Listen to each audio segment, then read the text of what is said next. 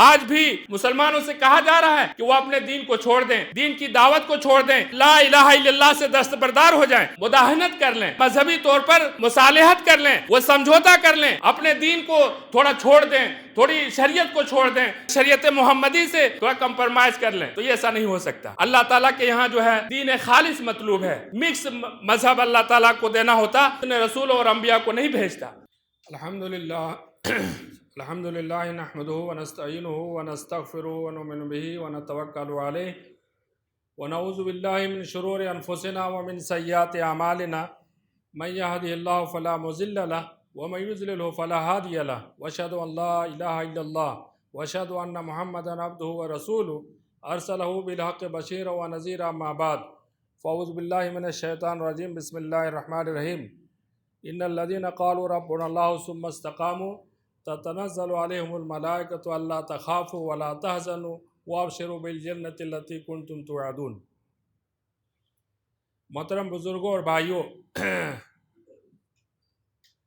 آج کے خطبے میں استقامت کے حوالے سے چند باتیں آپ کی خدمت میں عرض کرنا چاہ رہا ہوں۔ اللہ تعالیٰ نے قرآن مجید کے اندر انسانوں کو اللہ رب العالمین پر ایمان لانے کا حکم دیا ہے، اور جو لوگ ایمان لے آئیں ان کو ایمان پر جم جانے کا، ثبات قدمی کا، استقامت کا حکم دیا۔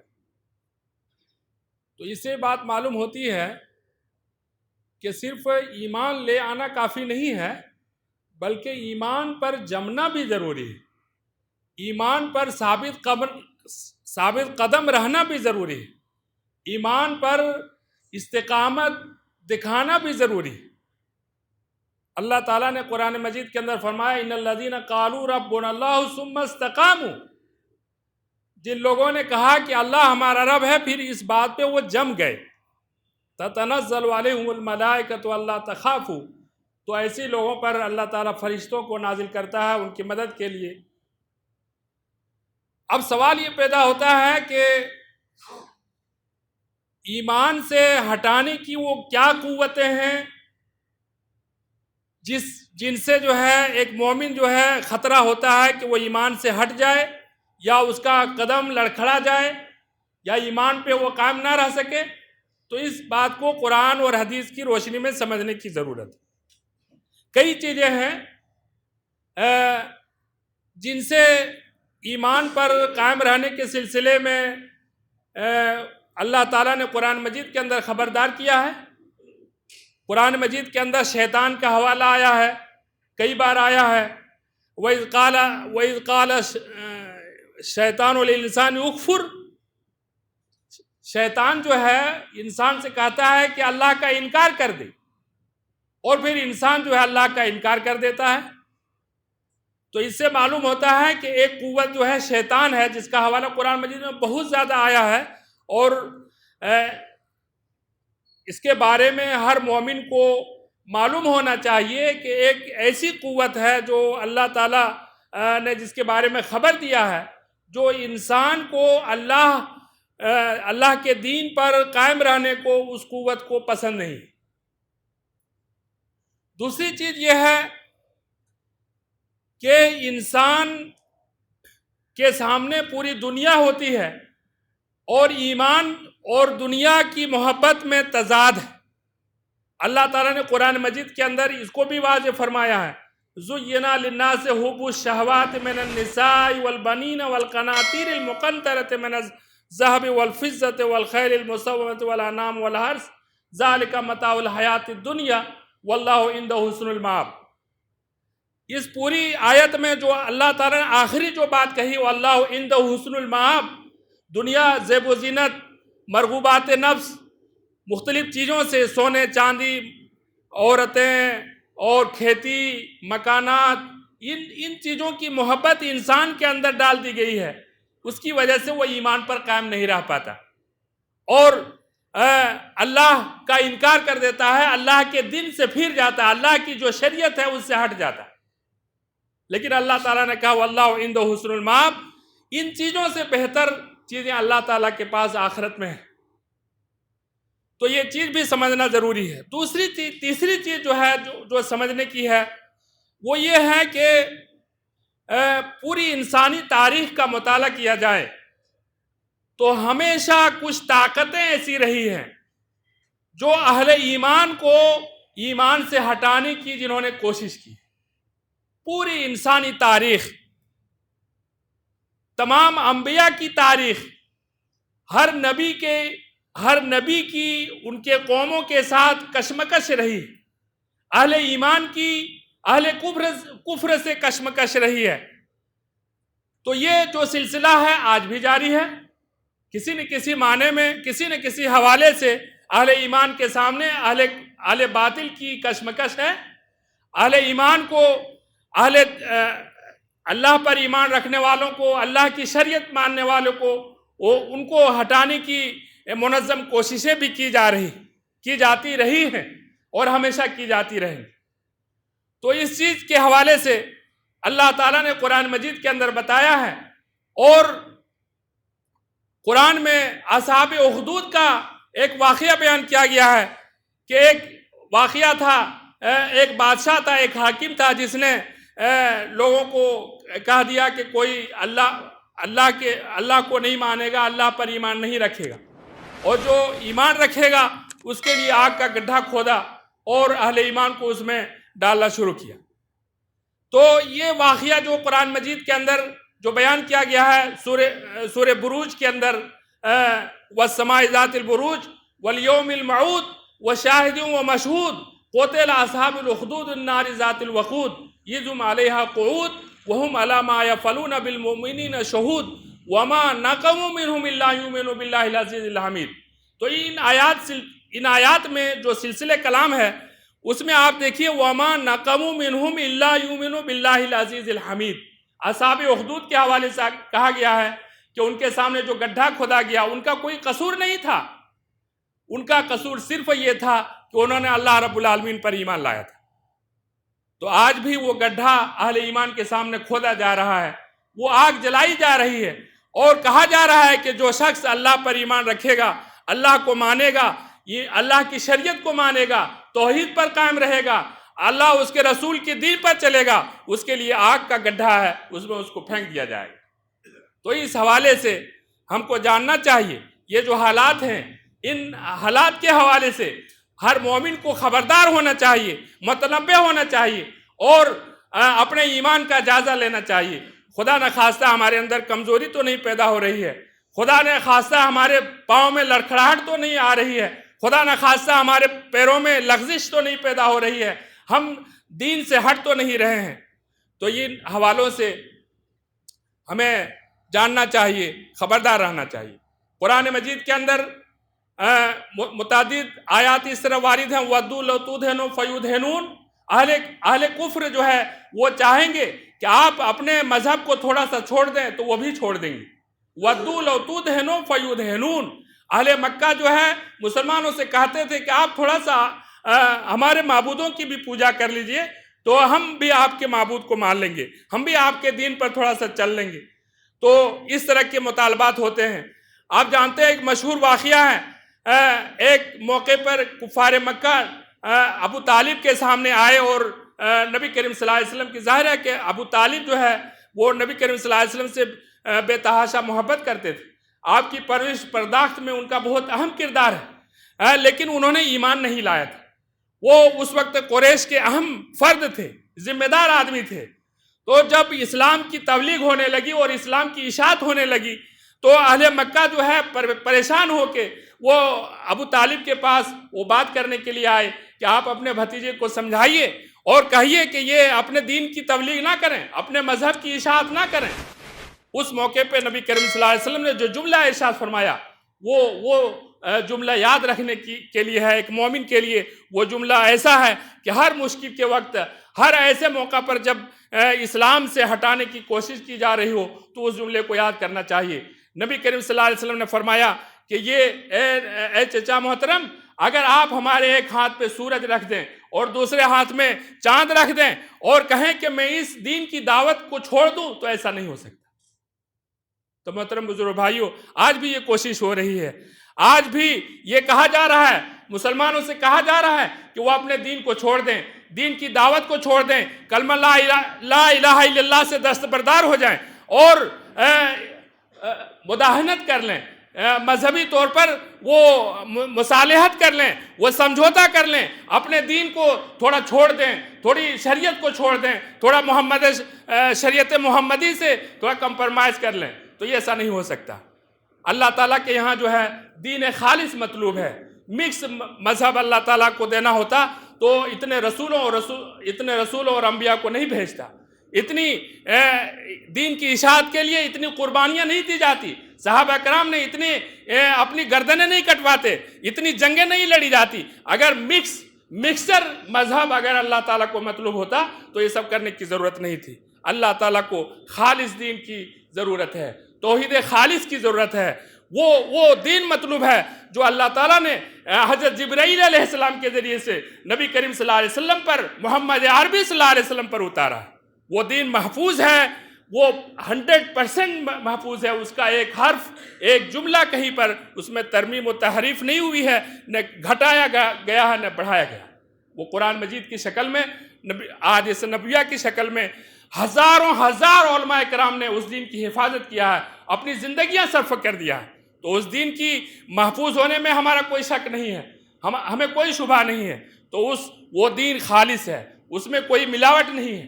تو اس دین کی حفاظت کرنا، اس دین پر قائم رہنا ہماری ذمہ داری ہے، ہمارے ایمان کا تقاضا ہے۔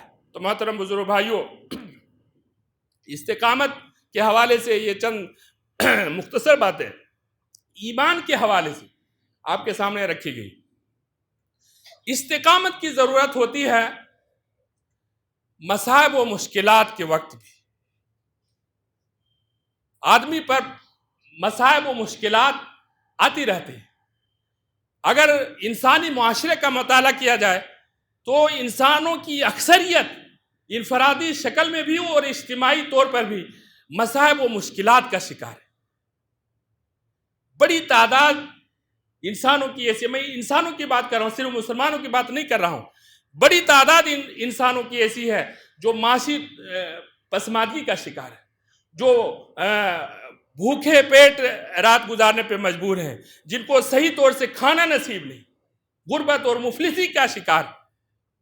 نبی کریم صلی اللہ علیہ وسلم فرمایا کاد الفقر ان یکون کفرا، یہ بہت عین ممکن ہے کہ ایک محتاج آدمی اللہ کا انکار کرے۔ تو یہ بات بھی سمجھنے کی ضرورت ہے۔ مصائب و مشکلات مختلف طرح سے آ سکتی، مختلف حوالے سے آ سکتی، معاشی طور پر بھی ہو سکتی ہیں، کوئی آسمانی بلا کی شکل میں بھی ہو سکتی ہیں۔ اس وقت ابھی پچھلے 2 سال سے ہم دیکھ رہے ہیں کہ کورونا کی وجہ سے لوگوں کے معاشی حالات کافی خراب ہو گئے۔ بہت سے لوگ سڑکوں پر ہاتھ پھیلاتے ہوئے ملتے ہیں، بہت سے لوگ معاشی طور کی تنگیوں کے شکار ہو گئے، تنگ حالی کے شکار ہو گئے، اور بھی اس طرح کے حالات ہو سکتے ہیں۔ انفرادی شکل میں کئی بار آدمی بیماریوں کا شکار ہو جاتا، مبتلا ہو جاتا ہے، کئی بار آدمی قرض میں مبتلا ہو جاتا ہے، کئی بار آدمی بچوں کی شادی کی مصیبت میں مبتلا ہو جاتا ہے۔ متعدد شکلیں ہیں اس کی، اور ہم ان چیزوں کو سمجھتے ہیں، بہت زیادہ سمجھانے کی ضرورت نہیں ہے۔ تو ان حالات میں بھی آدمی جو ہے دین سے پھر جاتا ہے، ایمان سے پھر جاتا ہے، حق کو چھوڑ دیتا ہے اور باطل کو اختیار کر لیتا ہے، کفر اختیار کر لیتا ہے، دوسرے کے مذہب کی طرف چلا جاتا ہے۔ ہم سب کو یہ باتیں بھی سمجھنے کی ضرورت ہے کہ خدا نخواستہ ہمارے مسلم معاشرے میں یہ صورتحال تو پیدا نہیں ہو رہی ہے کہ ہمارے مسلمان بھائی معاشی تنگی کی وجہ سے کہیں دوسرا مذہب تو اختیار نہیں کر رہے ہیں، یا آج کل آپ دیکھیے اس ملک میں ابھی یہ رپورٹ مطلب ثقہ رپورٹ ہے کہ یہاں پر کئی ہزار بچیوں نے ان کی وقت پر مناسب رشتہ نہ ملنے کی وجہ سے وہ مرتد ہوئی، وہ ہندو لڑکوں سے انہوں نے شادیاں کی، یا اور دوسرے اسباب اس کے ہو سکتے ہیں۔ تو یہ اسباب کس نے پیدا کیے؟ یہ اسباب ہمارے لیے فکر کرنے والی ہیں، فکر لمحے فکریاں ہیں، غور فکر کرنے والے یہ اسباب ہیں۔ مسلمانوں کو سر جوڑ کے بیٹھنا چاہیے اور دیکھنا چاہیے کہ یہ جو مصیبتیں، یہ جو اجتماعی حالات پیدا ہو رہے ہیں جس سے جن کی وجہ سے مسلمان جو ہے اپنے دین کو چھوڑ رہے ہیں، اپنے دین سے مرتد ہو رہے ہیں، یہ صحیح حالات نہیں ہیں. ان کو درست کرنے کی ضرورت ہے، ان کو بہتر کرنے کی ضرورت ہے، ان کو ان میں رکاوٹ ڈالنے کی ضرورت ہے. تو محترم بزرگ بھائیوں، ایک چیز تو یہ ہے مصائب و مشکلات کے حوالے سے قرآن مجید میں کہا گیا وَمِنْكُمْ مَنْ يَعْبُدُ اللَّهَ عَلَى حَرْفٍ فَإِنْ أَصَابَهُ خَيْرٌ اطْمَأَنَّ بِهِ وَإِنْ أَصَابَتْهُ فِتْنَةٌ انقلب عَلَى وَجْهِهِ خَسِرَ الدُّنْيَا وَالْآخِرَةَ.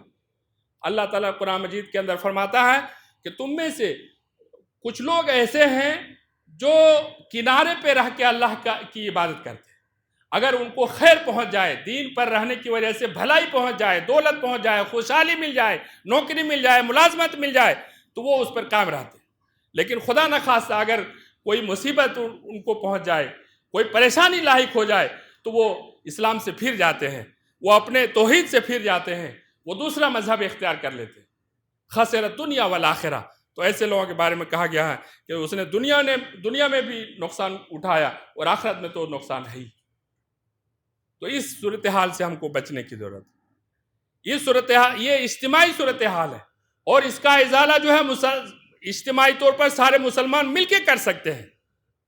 تو محترم بزرگ بھائیوں، ایک صورتحال یہ ہے مصائب و مشکلات جہاں استقامت کی ضرورت ہے. اور قرآن مجید کے اندر کہا گیا وَاعْتَصِمُوا بِحَبْلِ اللَّهِ جَمِيعًا وَلَا تَفَرَّقُوا. اللہ تعالیٰ نے مومنوں سے کہا ہے کہ وَاعْتَصِمُوا بِحَبْلِ اللَّهِ جَمِيعًا وَلَا تَفَرَّقُوا. تم اللہ کی رسی کو مل جل کے پکڑے رہو اور تفرقہ بازی نہ کرو.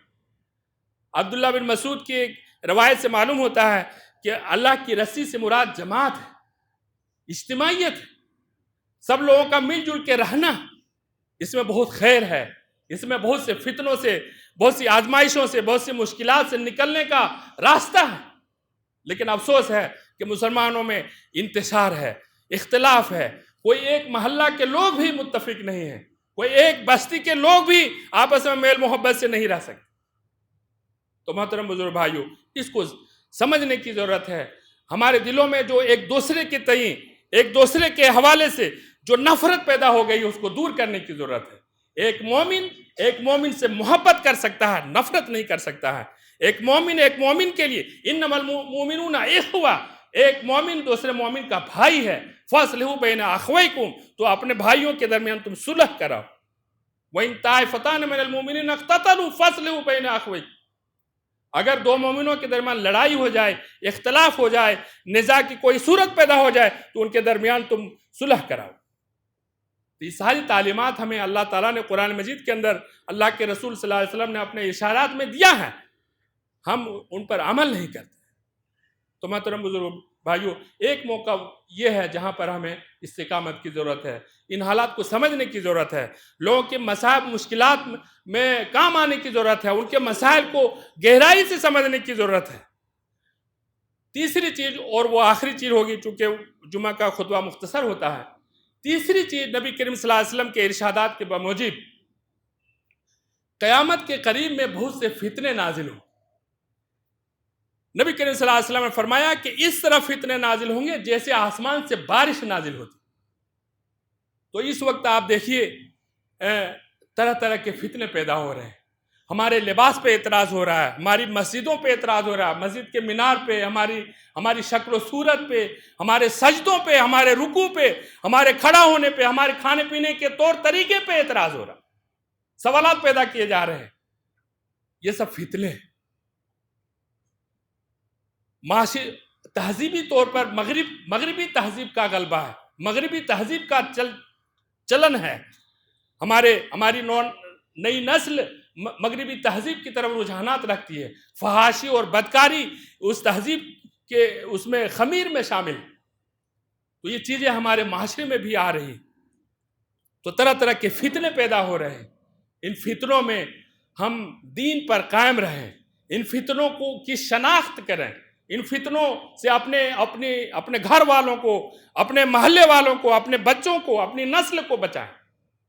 تو یہاں بھی ضرورت ہے کہ ہم استقامت کا ثبوت دیں، پامردی کا ثبوت دیں، اپنے مذہب، اپنے دین اپنی شریعت کو اختیار کیے رکھیں۔ تو محترم بزرگ بھائیوں، یہ چند باتیں آپ کے سامنے رکھی گئی۔ اللہ تعالیٰ قرآن مجید کے اندر فرماتا ہے ان الذین قالوا ربنا اللہ ثم استقاموا تتنزل علیہم الملائکہ، تو ملائکہ فرشتوں کا نزول اسی وقت ہو سکتا ہے جب ہم ان حالات کے باوجود ایمان پر قائم رہیں۔